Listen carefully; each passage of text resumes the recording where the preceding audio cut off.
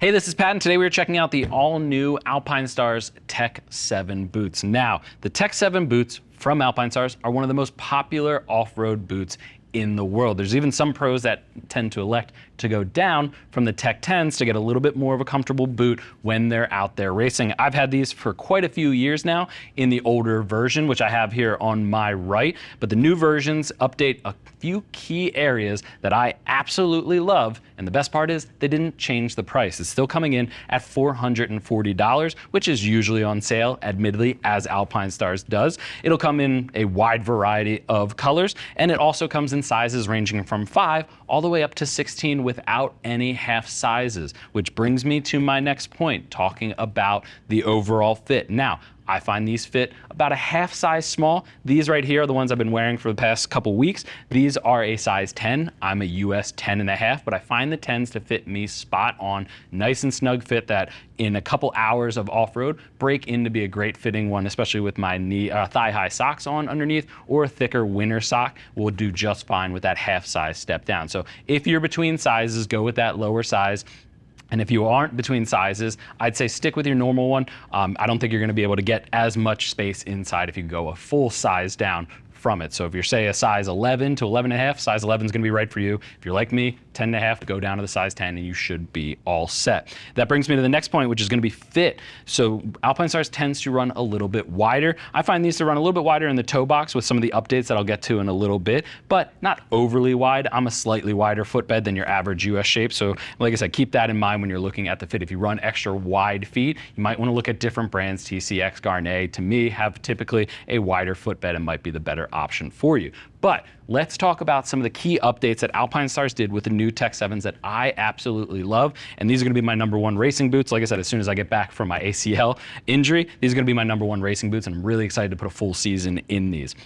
Some of the key updates, actually some of the main features, I should say, about the Tech 7s, it's still a full microfiber construction, so synthetic leather throughout with TPU reinforcements as well as TPR on the medial side, which I'll get to in just a minute. But what they did was it was a ground up redesign from the old Tech 7s that I have over here on my right, your left. And just keep in mind, these are actually the Enduro soles, so the soles are a little different between the two, but otherwise the features are exactly the same. One of the key parts I want to point out is just the overall base. You can really see that they redesigned it, kept a few similar features and styles, but they completely updated it from the ground up just to reinforce the lower portion of the footbed to make sure that it is nice and protected when you're riding off-road.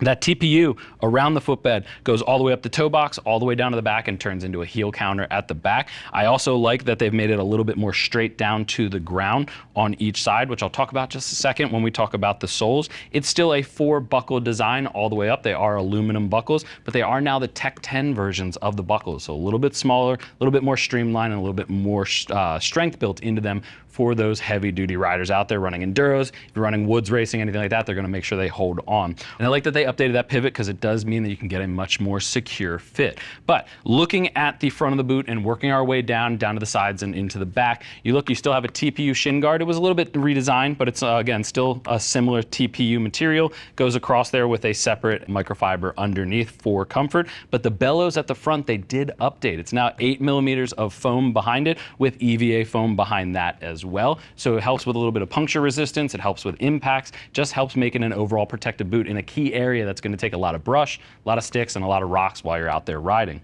Moving down to the toe, they did update the shifter panel, which is on both sides, left and right, for a symmetrical look. A little bit of suede at the sides, and then a reinforced cap at the toe box.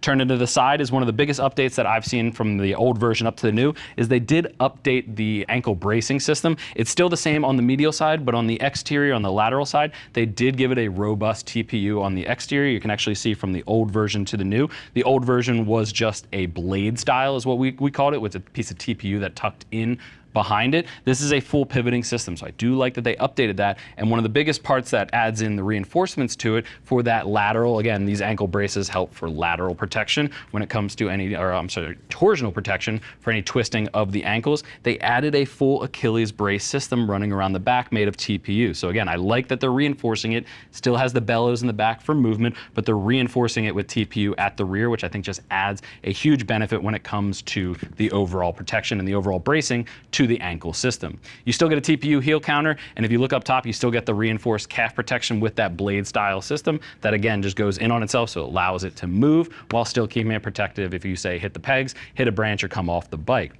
A little bit more material at the upper lip up here. They added a little bit of a higher just to protect the calf, the upper portion of the calf a little bit more. Doesn't interfere with knee braces. I did try these on to make sure that it wasn't going to interfere with them, but it helps to just really protect the upper portion of the calf. At the sole is probably one of the biggest redesigns of the boot. They actually called out a flatter sole redesign, and when I thought of that, I thought it was going to be more like a trials boot, flatter front to back, but what I noticed was it's actually flatter side to side, so the profile side to side comes straight down instead of being curved on the older version, and I do like that. It just adds for a little bit more of a stable platform if you're grabbing the brakes, grabbing the shifter, or even just holding on in the riding position on the pegs on the ball of your feet, and I do like that they updated the overall grip pattern across the entire sole. One thing to point out too is they did redesign where you can actually have the soles fully replaced. The whole sole is replaceable, but this reinforcement mark on here has Kevlar and a red wear bar underneath of it, so you can tell when you're getting to the end of the lifespan of the sole, know to change it coming up. One cool part about the sole too that's been updated from the older version, I'll hold up here on my right, is you can see the rubber from the sole comes up a little bit higher, helps you grip the bike a little bit better down on the frame, so you do get that added feature there just for a little bit more of a tactile feel on the bike. Still a very slim, streamlined medial side of the boot, but one thing I want to point out is just how much bigger the TPR is on the older version. You can see it was just a little bit smaller, but it was still TPR. It was a little bit of a design on the inside. They made it massively bigger just so you can get a little bit more comfort and a little bit more grip and longevity out of the boots when you're gripping the bike during a race. And if you're not gripping with your legs, you're going to be falling off the bike. Trust me, I learned that the hard way when it comes to all the years of racing and everything like that. So keep that in mind. You're just supposed to be using your legs to grip the bike. I'll go ahead and open this up so you can check it out. There is a gaiter on the inside, a little bit of Velcro at the top, and you get that small gaiter running up just under the top buckle on there, just for some splash proofing. I'd expect we'll see an enduro version of this with an enduro sole, maybe even a DryStar version in the next coming months as Alpinestars steadily updates the line. But these Tech 7s are going to be the first ones coming out on the new platform and the new model. So again, considering they didn't change the price, they gave added protection, updated the sole, which is an improvement in my opinion, updated the overall protection, updated the ankle bracing system, all for the same price as the old model. I think Alpinestars is knocking it out of the park with the all new Tech 7s, and in my experience so far, they've been great. I can't wait to put a full year in them, a full race season in them, and really come back and let you know how it's been and how it has improved in the long run. If you have any other questions though, feel free to click that info button. That's going to take you over to the product page where you can read other rider reviews and see what other riders are saying about the new model. If you still have questions after that, our customer services team is always available and they're all riders, happy to help you get set up for your next ride. I want to thank you for joining me in checking out the all new Alpinestars Tech 7 boots. I'm Pat, and I'll see you in the next video.